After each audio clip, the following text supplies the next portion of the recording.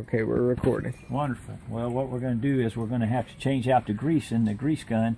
It gets used up. You know, when you do thousands of services per year and take care of thousands of people, you use a lot of grease. So here you go.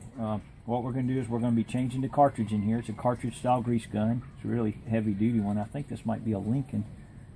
I can't see the label on it from here, but probably wore off. We've had it for a while, but it's a good one for sure. So anyway, a lot of people do this wrong. They open the wrong end and they cause themselves a big disaster.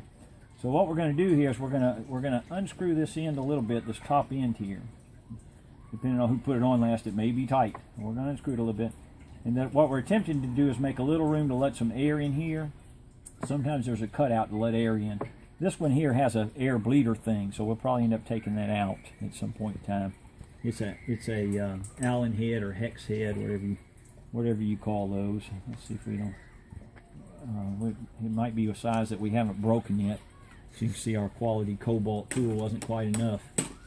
That's why a lot of Snap-on and Mac stuff and Craftsman stuff is because sometimes the do-it-yourself brand, which cobalt is a pretty high quality product considering they sell it right at Lowe's, but obviously not quality enough for the pro. All right, so let's go ahead and loosen this. Be the way to go since we're going to have to do it anyway. We're going to loosen this up here, and we'll be taking this out. So we're just going to loosen it for right now though and see whether that's enough air or not. We're going to pull this out now. Of course, we've already verified this thing was empty. You know, you can hear air going in now as I pull out on it. Now pull it all the way out. How strong do you have to be to pull that out? You have to be a man. No, I'm just kidding. You could be a strong woman too, but anyway, you have to be a strong person. It's really, this was designed for use by what we used to call a mechanic. And mechanic and wimpy or weak never went in the same sentence. There's no such thing as that in the same sentence. And so, you know, mechanics were arm wrestlers and they had some strength to them. They had their brains too, but they didn't have to speak your language. And so that's why a lot of people misunderstand them. They spoke their own language, slapping stuff together and, you know, crankshafts and crank pins and rod bearings and all those things that people don't know what they are. The mechanic can talk about that. But anyway, so we're going to unscrew this top end, not the bottom end. Mojo. Don't unscrew the bottom. Do not unscrew the bottom. There's no reason for you to unscrew the bottom. There's no reason, period. There you go. No reason. Okay, so we got the lid off of there. We got a little grease in there. No grease in there. Which we already knew that or we wouldn't be doing this now. I'm just going to set this down somewhere clean. And then I'm going to pluck out the old cartridge here, which is right here. Woohoo! All right. Toss that in the garbage.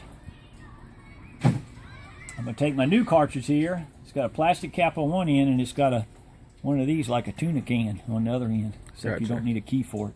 Yeah. I guess y'all don't know what a tuna can key is. Like your probably. Dr. Pepper can? Right. Like your Dr. Pepper can. Now I'm going to take this end off. You see there's grease in there. It's about full. And I'm going to slide this down in there like so. All the way down. Mm-hmm. It just sits flush here. It don't have to be crushed in or caved in. It just sits flush. Then I'm going to take this pull tab and I'm going to pull this off of here. And I'll just leave this grease in here as best as I can here. All right, discard the top there. I'm going to screw this back on. And since there's no cutout in the top of this, I'm going to screw this on and I'm going to take my valve, my air valve, and loosen it up a little more. But anyway, that's pretty much the grunt of it. You've pretty much seen most of it there. Let's go ahead and, since there's no air thing here, I'm going to just go ahead and screw it down. So we're going to leave the air valve loose while you're screwing it down. Yeah, I'm going to leave that air valve really loose. And I'm going to leave that air valve loose. In fact, I'm probably going to end up taking it out. It depends on the design here. I might end up taking it out. I hope not. But anyway, I'm going to take the air valve loose. Check, see how many threads I've got. Hopefully got a little cutout in it, hopefully. And then I'm going to release this by pulling back on it and centering it up, and it's going to slide in. And then the spring is going to start pushing this grease up. That's just a little spring in there. It's what I was pulling against earlier. The one that you have to be strong, you know, mechanic strong to do. Gotcha. And so then I'm going to let go of this while I keep that valve thing there, gravity up. I'm going to keep that up. Because what I want to have happen is I want any air that's in there to be able to get out that hole. I want it to get out right here. I see. And so that's what I'm shooting for. I'm hoping that I'll hear a little bit of air hissing out of there. like we heard when we were putting it together. We heard a little bit of air. I can hear it now, a little bit of air coming out. And I'm just going to give that a minute or so, and the air will come on out of there as much as possible there. Something fun to do, you know. It's like if you ever been a smoker, you pack your pack of cigarettes or whatever. You got something goofy to do while you wait. You know, it looks like you're doing something, shaking the air loose. But anyway, just give it a few moments. You won't regret that. It'll pay for itself in a minute. Because you're not going to have to crank on this thing all day to get it primed. And it's not going to pump air very well. So there you go. So we'll tighten that back down. And then we would normally just go about using it. We wouldn't delay to just use it, but since we're making this awesome video, what we'll do instead is we'll show it working. So we'll give it a few squeezes. It might not work on the first try because it may compress some air. Give it a few squeezes here. Oh, looky there. Okay. All right. So as you see there, one grease gun ready to perform. So we're gonna hang this thing up with the nozzle in here to keep grease off the floor and keep us from having to clean up all the time. Hang it up here ready to use. And now the next technician that comes over will be happy and surprised to find there's actually grease in the gun like it always should be.